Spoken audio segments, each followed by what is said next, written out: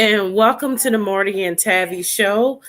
Sorry about last week. As you know, Morty husband homegoing was last week, so we kind of did a Morty and Tavi show without the cameras, if you understand. I don't know when Morty will be back to the show. I told her to take as long as she needs, and but we will continue on. So this month, October, is National Crime Prevention Month. So I thought about doing some things around public safety and, just kind of talking about that. But when all actuality, you think about the public safety issues and what is really the underlying real cause of all of the public safety issues, especially in Black communities across America, what we call inner cities. Um, we see a lack of redevelopment, a lack of infrastructure, a lack of means of having jobs and equity within the community that then entails has a lack of public safety. And we know that all zip codes are not the same. So focusing in on St. Clair County this month, we're going to talk about some of the not so thriving communities that happen to be Black and brown communities in St. Clair County and are not thriving. So anyway, jumping right in. The first one that we're going to talk about this week is East St. Louis and understanding what developments are being planned and what can we expect from East St. Louis as a whole, and will we see the city that we've been longing to see actually sprout up. So that is going to be the focus. I kind of took the time to brief the transformation plan that was made in conjunction with Choice Neighborhood. There was a grant given and all of that. So I'll give some full details and a little background history.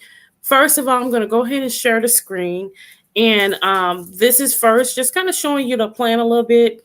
I'm not going to go completely through the plan. I just want you to kind of lay eyes on the plan. And then next, I will share my brief and I'll go through some of those things.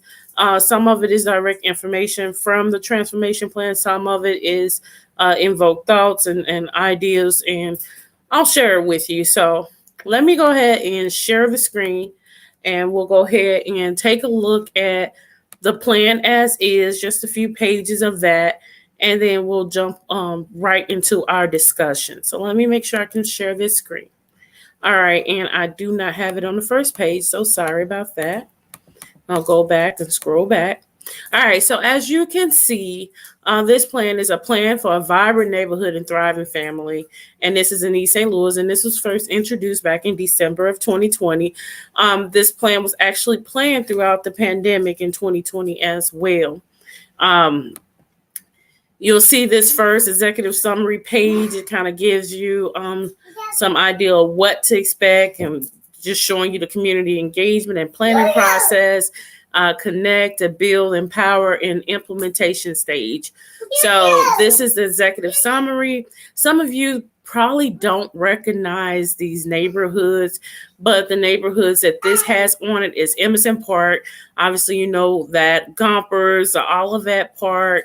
What you probably don't know is the Franklin Park neighborhood, the West Claremont, South Claremont, and Denver side. And more than likely because they don't have neighborhood organizations. So that's another story. You see plans of the riverfront. So this is what this kind of covers, is that those areas. Okay. And so I'm just going to stroll through here and then I'm going to go to my brief. So just scrolling through here to see if there's anything that I just want to, that jumps out at me. Here's a little quote of different natives saying things about the city. And so that's that. Let me see. It was another quote I saw. Okay, right here. And I'll stop right here and then I'll start talking about the brief that I've done so that we can just kind of dig into the details and be able to take in the details. So the vision to develop a safe, inclusive, peaceful place where people can come together as a community. That is a powerful vision, and I'm sure that's everyone's vision in East St. Louis. So nobody can debate that that is something that everyone wants for East St. Louis. So I'll stop sharing that screen for just a moment, and then I am going to share the brief that I did, and then we'll kind of start talking on that one. Okay, so give me just a moment to go to that brief. All right. All right, let's see. All right, so hopefully you can see it. Okay, let me see. Doesn't look like the screen shared, so I'll try it one more time. Let's make sure that I got everything closed out here. All right, so try sharing that one more time. Okay. And let's see. All right, and so it is shared. I did have it just right earlier, so I'll try to zoom in and get it to look a little bit bigger where we can see it. I think I did it like 150. All right, and so let me get this, just kind of zoom in the middle. You can read it and kind of scroll. I think I can do a little bit bigger than this. Let's see how that looks. Let's try 200 and then just zoom it in the middle. And then let's see if we can read that pretty good. Okay, yeah, that looks good. So like I was saying, so this is National Crime Prevention Month, which is October. And so this is me just kind of thinking on the citywide redevelopment that's needed. But first, just understanding the already planned, proposed things that should be happening or could be happening. And just a matter of the community coming together and making it happen, maybe. So anyway, a little background history. And I'm going to go ahead and scroll on down and get this ready. So this is the Bridge Report timeline of the Choice Neighborhood Collective Impact. All right. And this is a brief done only from 2012 to 2020. So some things may be a bit outdated at this point because I haven't updated anything in 2021. But I have other things that I have going on as well. And you'll see all this connect eventually. So in 2012, first, the Promise Neighborhood meeting was called by the school superintendent, Arthur Cover. I was in the email when this was going on. This was right after the East St. Louis Chamber had pretty much dissolved as well. And there was some ideals similar to what is taking place now that they wanted to do, and hopefully those things revitalized. So anyway, his words, I realize that we strayed a little from the agenda, and I apologize if we do not provide as much detailed information about the Promised Neighborhood programs as some people would have hoped for. However, I felt it was important to hear about and discuss the collective impact concept with everyone. As I stated, my hope is that we are all committed to the collective impact concept and that we will be able to develop a new community-wide network that will reach all of children and families throughout School District 189. I see the Promise Neighborhood program as one of those source of fundings that will enable us to accomplish this goal. Yes, great things with that grant. In 2012, Sydney Stig Kaufman was a grant writer put in to help. So some help was given to the school district. In 2013, East Side of Line, a lot of people know Evan Cross. The movement was established in 2013 and received backbone support investment from the United Way of Greater St. Louis. Many individuals involved in East Side of Line spoke at the event, including St. Clair County State's Attorney Brendan Kelly. It was a very nice event when this was introduced. We were really excited. Then I also want to mention another organization that I'm not sure what's going on with it, but in 2014, One St. Louis. So in 2014, One St. Louis Network was established to give organizations and individuals the opportunity to share ideas, expertise, and resources to meet our regional sustainability goals. The One St. Louis Regional Plan was developed through a 3-year planning process funded through a grant received by East West Gateway, and 10 core partners with the goal of fostering economically competitive, opportunity-rich communities that served as the foundation of a healthy St. Louis region. The goal of One St. Louis was generated through discussions with residents from throughout the metro area. So people started looking at what does things look like as a region. So a $500,000 GSK Impact Grant was awarded to groups building healthy futures in East St. Louis in partnership with the St. Louis Community Foundation, announced today in the 18-month. So, and I kind of copied this from another article. 500,000 GSK Impact Grant awarded to Eastside Thrives, an initiative of 10 nonprofits working together as part of the Eastside Aligned effort, facilitated by United Way of Greater St. Louis. The grant will support the nonprofits focused on equipping East St. Louis children and teens to live healthy lifestyles, excel in school, and lead the way towards building a healthier community. The Impact Grant will amplify great work already underway by exemplary local nonprofits helping students embrace healthy lifestyles in East St. Louis. The grant will allow Eastside Thrives to expand and enhance out-of-school programming for young people at 4 neighborhood agencies. Leslie Bates Davis Neighborhood House was one, Christian Activity Center was another, Sinai Family Life Center, and Jackie Dorn Kersey Foundation. The Eastside Thrives Initiative is made up of the following member organizations. So you had Christian Activity Center, you had the Greater East St. Louis Community Fund, Jackie Joyner Kersey again, Leslie Bates Neighborhood House, St. Louis Regional Public Media Incorporated was the non-network of public media. You had Sinai Family Life Center, the Forum for Youth Investment, United Way of Greater St. Louis Vision of Children at Risk Incorporated, and the Wyman Center Incorporated. So all of those were involved. And Evan Croft, as a note, left the United Way Greater St. Louis board and took the position as executive director of Eastside Align. So this was a pretty big thing to really do this collective impact process. So things were really moving. In 2015, the city finally adopted a plan. The city adopted a plan, and a comprehensive plan was adopted. Dornell Thompson and Jesse Laughlin brought it in, promise of establishing a planning department, and that funding would be attached. So that happened in 2015, so that was promising. Then there was a riverfront jurisdictional transfer to the county, received collaborative funds, but in order to get these funds to be able to put this new infrastructure in that was needed, because there was a lot of truck traffic and things like that on the riverfront, there would have to be a jurisdictional transfer to the county, meaning that the county would be governing and keeping up the roads and all of that, and it would be the county funding everything continuously. So, but they needed that jurisdictional transfer. So that was that. Eastside Align roadmap was completed. So there was a lot of meetings and different data and different things what was shared throughout the community. Different nonprofits showed up.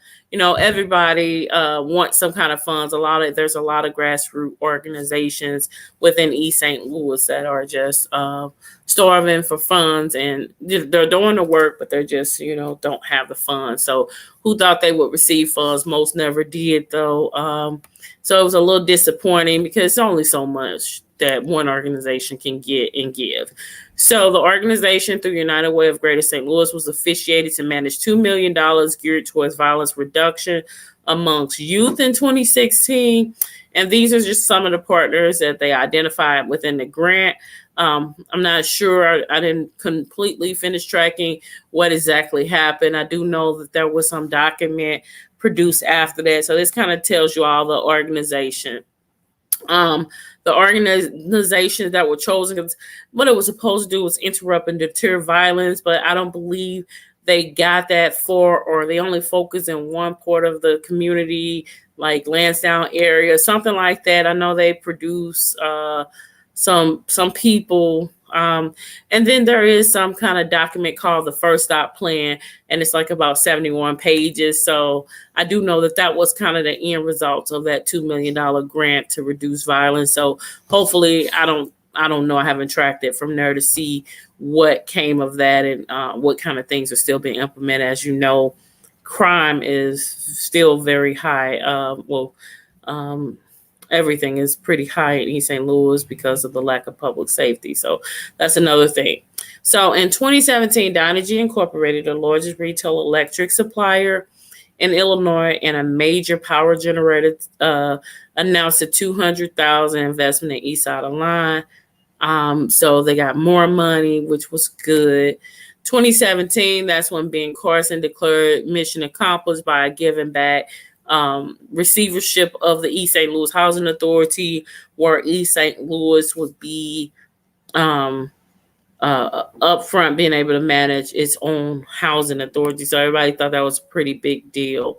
2018, CAC has plans approved to build a park. So I've been looking for that park. They said they built other components, so I haven't really got deep into investigating what's there, what's not there, and what's to come at this point. Just kind of giving it. So then in the East St. Louis received the HUD Choice Neighborhood Planning Grant. Only 6 of these were awarded during that time. $500 million was allocated to 6 communities. East St. Louis got 350 of that $5 million. There was a number of entities that were partnered to do this. So CAC, the City of East St. Louis, the Police Department, Comprehensive Behavioral Health, East Side of Line, East Side Heart and Homes, Catholic Urban Programs, the District 189, McCormick Barron, Southern Illinois University, Touche Regional, and United Way of Greater St. Louis. 2020, bam, December transformation plan. Here we go. So anyway, the people that was awarded this grant was Urban Strategies, East St. Louis Housing Authority, partners. So it's kind of a little repetitive because it's kind of the same names. The Community Advisory Council was a lot of residents from the Gumpers. So you might recognize these names. There was Latanya Drake, Rod Fisher, Keith McBride, Nikisha McBride, and Christy McKinney. And so here's some partners and stakeholders again. And we've mentioned some of these already. SIU Edwardsville East St. Louis Center, the Collinsville Avenue Retail, Broadview Hotel Redevelopment, Historic Mound Site, the Samuel Gumpers Home Site, CAC Planned Community Park, Williams Family Development Center, the Vivian Adams Early Childhood Christian Activity, East Side Heart and Homes, Catherine Donnell Centers for the Arts and Humanities. So these were all partners, Mounds Heritage Trail, Future Illinois State. So these are all mentioned in the thing. They even had a future, there's a future mixed use house that they're in former Grossman building. Touche has done some improvements. There is supposed to be a new state police facility, and then a future R3 workforce training center. I know you guys are probably familiar with R3. They're renovating homes now. They kind of started as a church group, just welcoming themselves, and they have evolved into some, partnerships with the city as far as cleanups and rehabbing houses is concerned, just here recently, and more good things to come. But I think they're gearing up to be that workforce training center where I guess essentially they'll be training young people how to build these houses. I have Marty's daughter is actually in the R3 program, and she absolutely loves it. So that's a very positive thing for the kids to be able to empower them with those life skills to make a livable wage, because you definitely can make a livable wage if you know how to build a house or whatever. All right. Some planned murals that's coming up: the Majestic Theater on Collinsville Avenue, future site of the community mural, and then also the formal Max nightclub on Collinsville Avenue is what a target of what kind of community mural. With public art is is something that brings value to the community, is actually a part of development as well. So it's really great when communities can see. Stop. I'm sorry, I got my granddaughter here. She decides to touch my lap. So anyway, here's some statistics at the time. I'm not sure how accurate it still is, how many people are still, in the building, but it's estimating that the East St. Louis downtown community statistics, 58% of the population earn less than 25,000. The medium age is about 35, and then population growth is actually minus 8%, so it's decreasing. And then obviously, without having the whole, which was the Normandy Orange, which that's gone, population has really decreased for sure. So neighborhood design. So this is what they're proposing. They're increase the proportion of park and public open space per resident. They're going to design outdoor spaces, be clear who should have access, increase the width of the sidewalks, a lot of infrastructure improvements to kind of give it that, gearing it up for real for tourism and just new development. So you have to have infrastructure. That's just how it goes. Provide more passive spaces that are low touch. And this was a lot of ideas that they had gotten for residents that they work with, gardens, trails, multi-purpose. All of it sounds good. Let me kind of zoom through here. Then you kind of look at the neighborhood assets. So, and remember, those are just some neighborhoods that I showed you earlier that they were kind of focused on. So 6 major bus routes is one of the big assets of East St. Louis.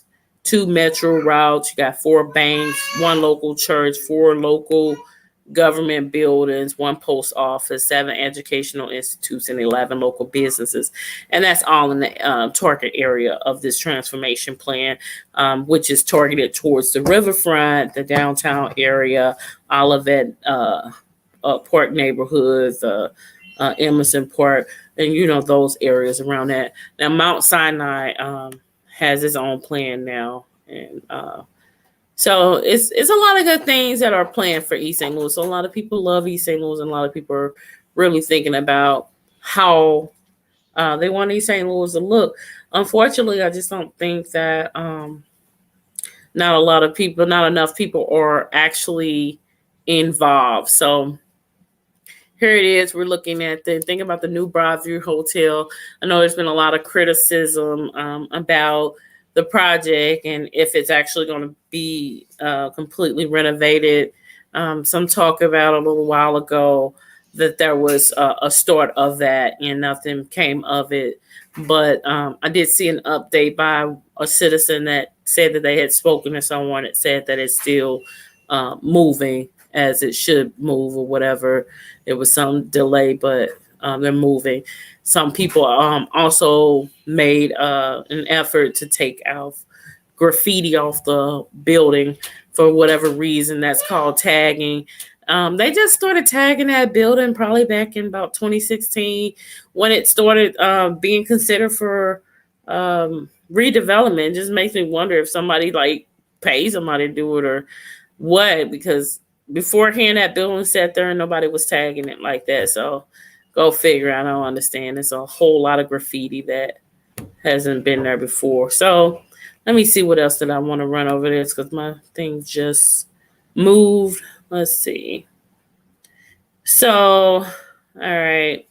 I wanted to point out all the kind of key demographic things of East St. Louis as well. But first, let me just kind of point out some of the planned investments and opportunities. So again, I stopped on the new Broadview Hotel. The Union Trust Bank is a big topic. I know that the East St. Louis Historical Society is looking to try to get that space and turn it into a coffee space and stuff like that, but actually have a historical society for East St. Louis. They already have done a lot of work thus far. They just need a building now. It's also saying some construction and workforce is planned, development training center, and I guess that's all with the R3 workforce that was mentioned. Potential grocery market on 10th and Missouri. I remember when that was a plan going forth in the city council. So that's good to know that that's still being planned. The Majestic Theater, a state police facility. Now, it was supposed to be where the holes was, they tore it down. I'm not sure. I've heard other comments that it may not be there and it may go in the Lansdowne area near where they're going to build the new subdivision. So that's still in the works. I don't know anything more. Grossman Building, so that's the First National Bank. That's something that can be developed. CAC Main Building. And then it looks like this is a lot around CAC. So they plan a future Montessori school, future park, community garden. I think that's already in place. Future workshop office, conservatory of the Art and STEAM Center, a future administrative building, and a future site of CAC. So CAC has a lot of planning. Actually, they have a lot of land back there. So they've been doing a lot of work over the years. So I'm sure they've had some plans. The downtown East St. Louis neighborhood has about 843 residents who are primarily Black. Over 82% live in poverty, and 12% of the houses are vacant compared to 9% of houses in the county. Okay. And then other key demographics, they say East St. Louis has been steadily losing residents over time. We wonder why, because there's no redevelopment, there's no jobs. People are constantly being killed. It's so many reasons. So, go figure. Over half of the households rent rather than own. We know that. The population of senior is expected to grow. Okay. So we have more seniors. So we need more senior housing probably. 23% of Gumper residents are disabled.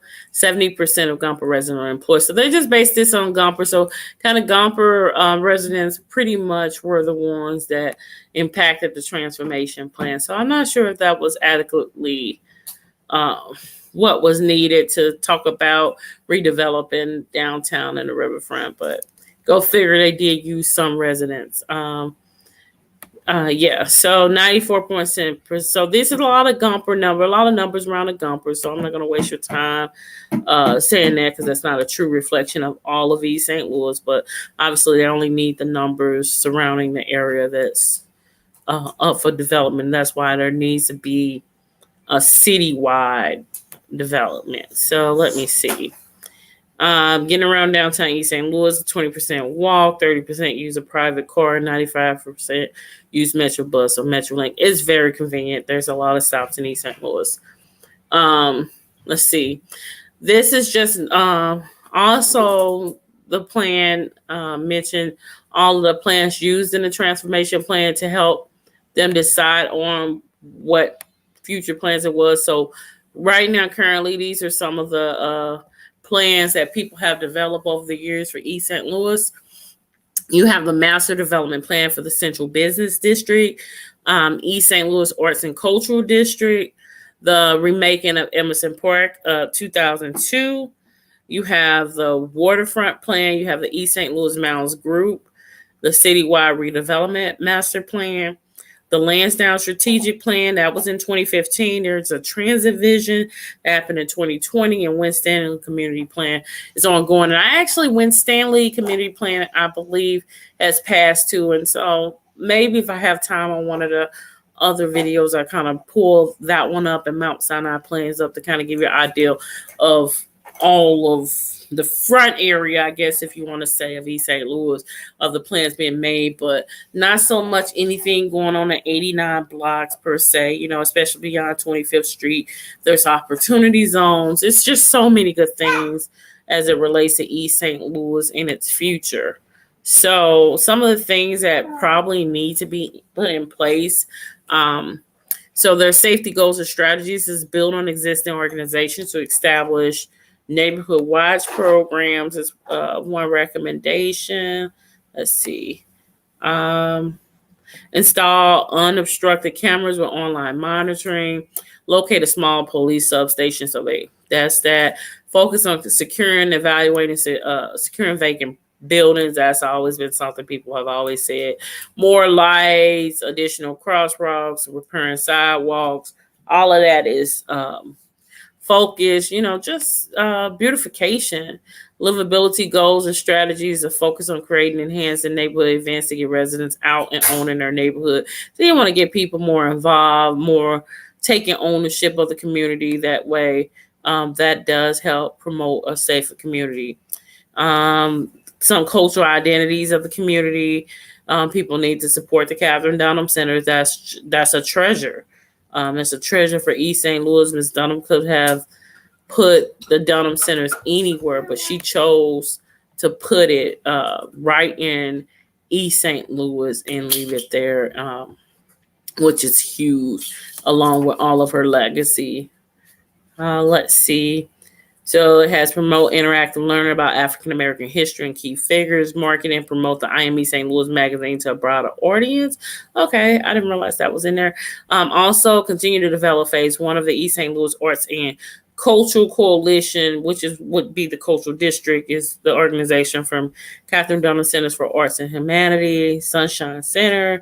Develop a detailed phase 1 plan. So that plan has been developed, and I'm excited about that. I am a board member of ESLAC, which is the East St. Louis Arts and Cultural Coalition, which is so great.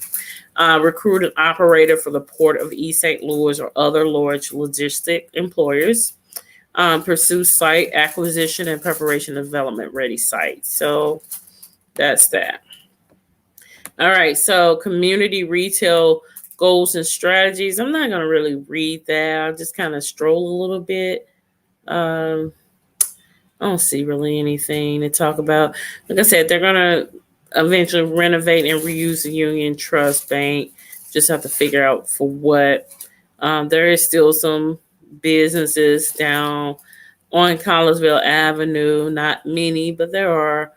You got First Bank, got Denise's Place, Collins Wigs is still there, Mixon Insurance is still there, Hutland Insurance is down there still. So that's that. All right, so city funding sources. So you got the City of East St. Louis is seeking to expand the local TIF. I'm not sure if they did that. I need to check and see if they did that. But then they talk about a low income housing tax credit. This is how this development could potentially be funded. Conventional debt, deferred developer fee, a community development. You got block grants, which is CDBG, new market tax credits, and Rebuild Illinois, and some other funding that they mentioned. Let's see. And so the overall thing is basically they're proposing replacement of unit of the Gompers 255 mixed income rental units and 38 additional off-site units over the next 7 years by 2029. So everyone was kind of excited thinking this was going to happen like tomorrow, but it looks like it's still going to be another like 7 years. So I'm just thinking like we need development like tomorrow. So hopefully the other developers that are looking at the area maybe can get to work a lot sooner. Who knows? So what I recommend, the ordinance that's probably needed, needed ordinance agreements like community benefits ordinance. Hold on.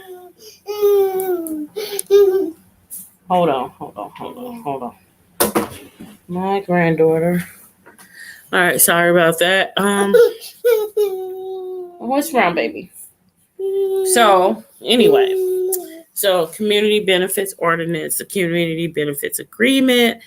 We need to complete the rezoning of the city, adopt a better comprehensive citywide plan if possible. Other things to educate yourself to understand. People need to understand what Rad HUD program rental assistant demonstration is, and possibly transfer this model that they transfer to this model. You need to also educate yourself on opportunity zones, eminent domain, and smart growth, and familiarize yourself with the best practice model, which is the new urbanism model. Okay. And let's see. Also, jurisdictional transfer on the riverfront. I think she wants to get my little Yogi Bear that, I don't know if you guys seen my little Yogi Bear, but I think she wants to be friends with my little Yogi Bear. Okay. So anyway, the missing development that could have brought jobs was there was a proposal at one time for a solar farm and a warehouse.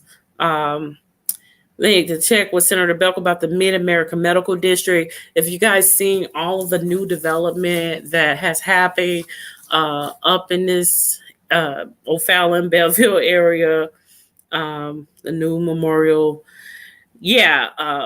Somehow there was a Mid America Medical District that was supposed to happen in East St. Louis, and I'm not sure what happened, but I think the funding went the way that we see all the new medical development happening in East St. Louis.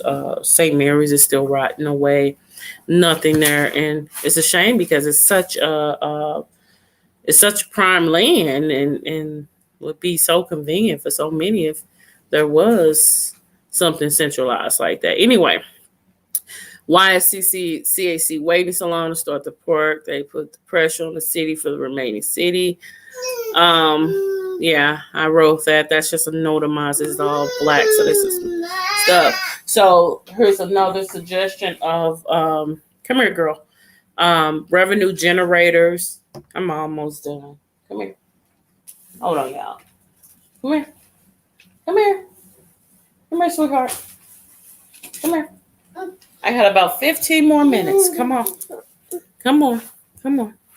So the revenue generators implement container fees to accommodate future parking fees, and define plan to build public parking garage downtown as business sparks.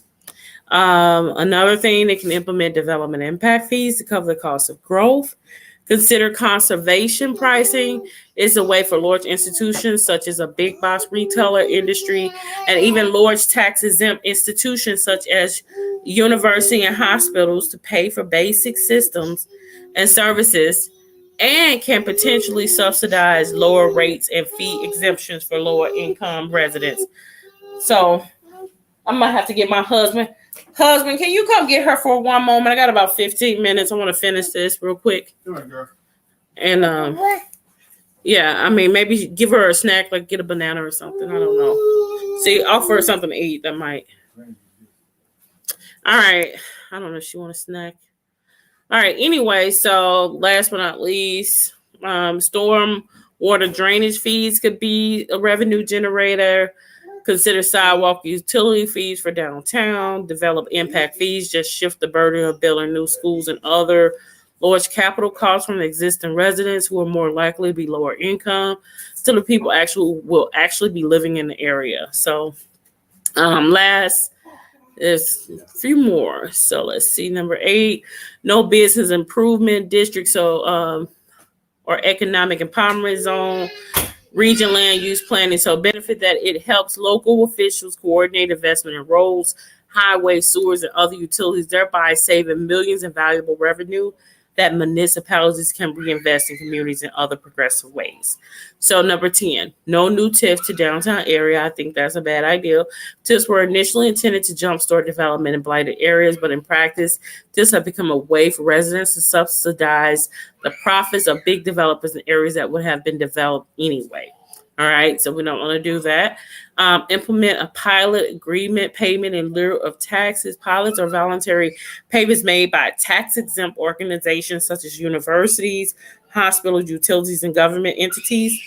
These institutions don't have to pay property taxes, so pilot agreements are negotiated between the city and each institution in cities where the dominant industry is higher education or hospital pilots. So there was some citizen input. Let me see. And so my last opinion is I think the plan has been biasly done and more community input and vision should be put in the transformation plan. The staggered phases are too long and anticipate doing most, if any, 5 years from now and finishing by 2029. The city needs an economic, recreation, and agricultural stimulus now. Otherwise, the population will continue to dwindle. So that doesn't take a rocket scientist to figure that out. So, Missy is joining me, or she was joining me. So anyway, I'm going to go ahead and stop this screen. So give me just a moment to do that. Missy, are you there? Yeah, I'm here. All right. Did you hear any of that? I'm so sorry because when I'm switching over, I don't see who's on the screen, so I don't know how long you've been hanging out there. No, I didn't hear anything. I came in like the last couple of seconds, like the Okay, last. good, good. Because Justice just tried to take over my show, so I guess you missed that part. Um, Where's she at? she just went in the room. I said I'm going to finish, so I'm probably going to just wrap up early because I got through the presentation that I wanted to share. What I'm doing is this is October is Crime Prevention Awareness Month.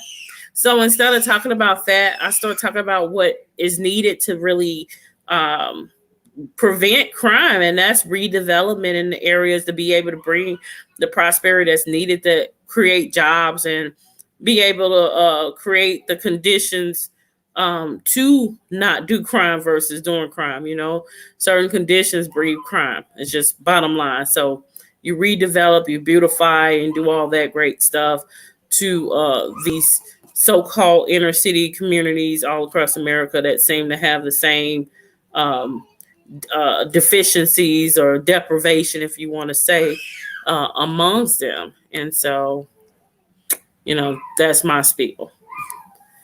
But, so I'm going to be doing it on each community, just kind of sharing some of the research knowledge that I have. So I did East St. Louis tonight. Next week, I'll do what they call Cahokia Heights, which is 3 communities: Cahokia, Allerton, and Cahokia, Allerton, and Centerville. They've lumped together as one community, calling it Cahokia Heights. So I'm gonna have fun with that. But overall, when it comes to redevelopment, you just think about the zip codes, and you just think about the advantages in them zip codes. Some of the smaller things that you take for granted, like recreational facilities, just something for the kids to do. You know, where there's more, I don't know, sufficient code enforcement or less littering, whichever way you want to look at it. Um, it feels good to be in a clean environment for real, um, where you're not having weeds and trash everywhere when you walk out your door, dilapidated houses. It's just so many different factors that the conditions of a lot of the impoverished areas breathe, and they don't connect it back to PTSD because that's what it really is. And that create all those situations. So you're showing your face at night, or you just kind of staying off the camera? I'm off the camera. I need my hair done.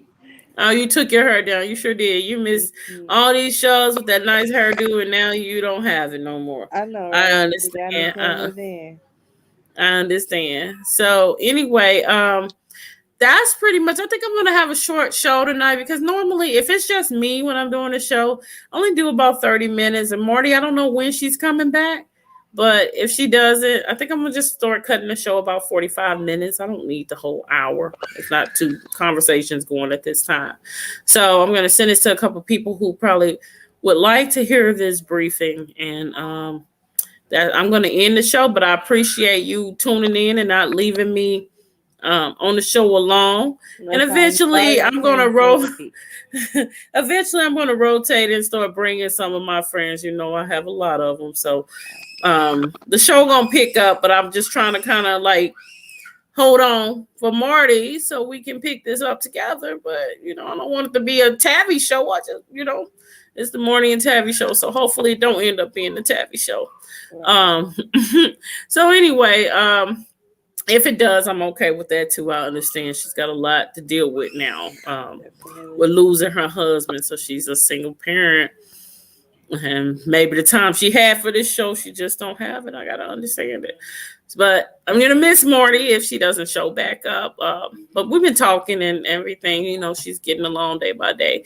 It's a process, but again, I can't imagine. So anyway. I just want to go ahead and wrap this up within this 45 minutes. But I want to thank everyone for watching and tuning in, and who will be watching. Thank you for tuning in to the Marty and Tavi show, where my daughter Missy is here with me. Again, the month of October is the month of Crime Prevention Month. And instead of focusing on crime prevention, we're going to be focusing on redevelopment in those areas that are high or labeled high crime areas, and focusing on the deprivation within and the need of these communities. Just focusing on East St. Louis tonight. And we'll talk more next week. I'll have a little more prepared for you. But we're going to keep on coming on. The Morning and Tavi Show will go on. All right. And just hang with me. I'm going to get the right people, right personalities to come and join us. I know a lot of great people. It's just a matter of bringing them in at the right time. So enjoy your night. Thank you for tuning in on this Saturday night. I'm going to get back to my granddaughter because it is Justice Weekends is what I call it. And you guys have a great night. And thank you for tuning in to the Morning and Tavi Show. Enjoy your night. Everybody. You didn't answer if I want to say anything. Did you want to say anything? I'm sorry. That was so rude of me. It was. It's okay. I don't want to say No, go ahead and say it. Good night, folks. That's all. It's me, see. She has in her face, but we're going to have this on podcast eventually, too, so it won't matter. All right. Have a great night. Bye. All right.